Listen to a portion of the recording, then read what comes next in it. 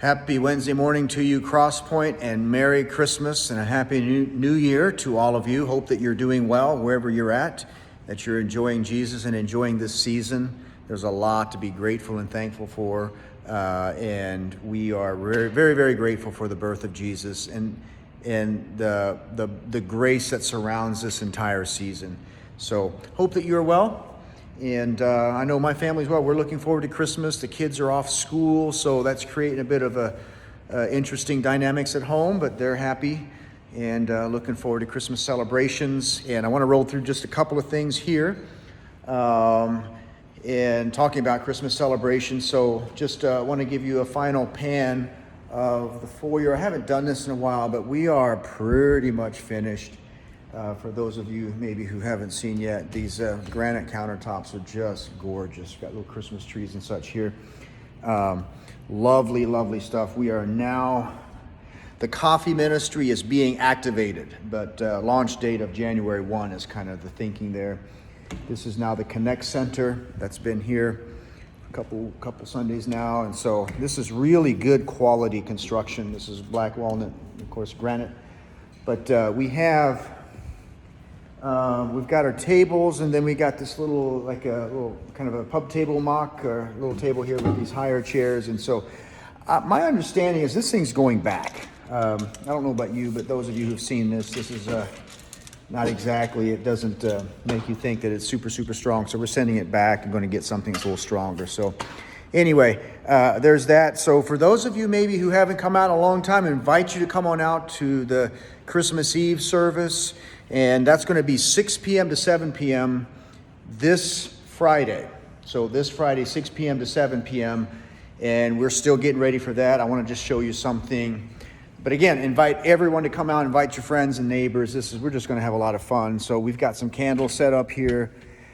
There'll be greeters and such that'll walk you through here. But these are kind of the newer ones. We got some candles under the table in case we run out. But for those of you veterans, we're reusing these to not waste them, so you can grab one of those. But the Christmas Eve always been an enjoyable thing for us, and I like it because it's dark, and we can kind of dim the lights and just kind of enjoy some music and enjoy some readings and some scriptures. And we're still working to try to get things together, but yeah.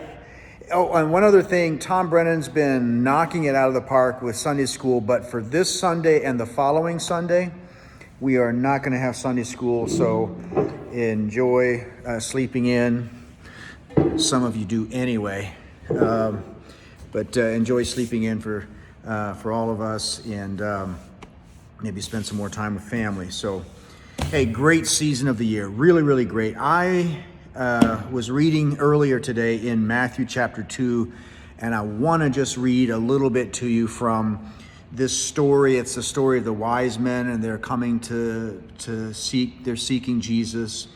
And want to read the story and say a couple things, okay? Let's go. Matthew chapter 2. Now when Jesus was born in Bethlehem of Judea in the days of Herod the king, behold, wise men from the east came to Jerusalem, saying, Where is he who has been born King of the Jews?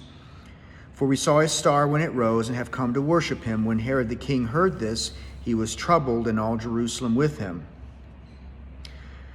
When Herod the king heard this, it was troubled in Jerusalem, and assembling all the chief priests and scribes of the people, he inquired of them where the Christ was to be born. They told him, In Bethlehem of Judea, for so it is written by the prophet, And you, Bethlehem, in the land of Judah, are by no means least among the rulers of Judah, for from you shall come a ruler who will shepherd my people Israel. That's Micah 5:2, I believe. I used to have that memorized. When Herod summoned the wise men secretly and ascertained from them what time the star had appeared, and he sent them to Bethlehem, saying, Go and search diligently for the child, and when you have found him, bring me word, that I too may come and worship him. After listening to the king, they went on their way. And behold, the star that they had seen when it rose went before them until it came to rest over the place where the child was. When they saw the star, they rejoiced exceedingly with great joy. And going into the house, they saw the child with Mary, his mother, and they fell down and worshipped him. Then opening their treasures, they offered him gifts, gold and frankincense and myrrh. And being warned in a dream not to return to Herod, they departed to their own country by another way. Just a beautiful, beautiful story about the birth of Jesus. And, you know, the wise men, I don't think they were kings, but they were definitely wise men, and probably, from the looks of it, wealthy merchants, because they came bearing some pretty costly gifts. Maybe they were kings, I don't know. But they came from the east, probably from Babylon, would be my guess. And again, my assumption is that that Daniel's writings had remained in Babylon, because he was one of the magi, and these are magi, these are, you know, wise men, that the revelation of Daniel had been left there in Babylon, and when the time came for the Messiah to be born, they were reading those writings. That would be kind of my guess. It's just a guess. But here's the thing. So they find Jesus, a child. This probably would have been maybe a little bit of time after the literal birth. And they come and they bring their gifts to him, and they lay them at his feet, and they worship him. So get this. These are, let's just put it in our words, the heads of 3 Fortune 500 the top companies in the United States, and the CEOs come and they lay down their gifts at the feet of Jesus, and they worship him. And how appropriate is that for gold, frankincense, and myrrh? And as we're thinking through the Christmas story, and as we're meditating on the birth of Jesus, meditate on this. It is appropriate for you to take your most valuable gifts and lay them at his feet. Could be gifts for service, could be gold, frankincense, or myrrh. But as they gave their gifts to him, and it was proper for them to do so, they also worshiped him. And so for us, it's not a duty thing, but it's more of a propriety thing. I guess duty, but more propriety. Like, it is right, honorable, and correct to take our most valuable things and give them to the King, because he's worthy of what we have. So just a little kind of refresher on the 3 wise men, and wanted to just kind of give you that. So again, invite you out to the Christmas Eve service, 6 to 7 p.m.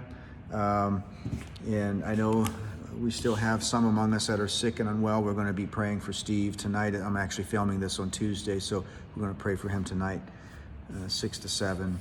And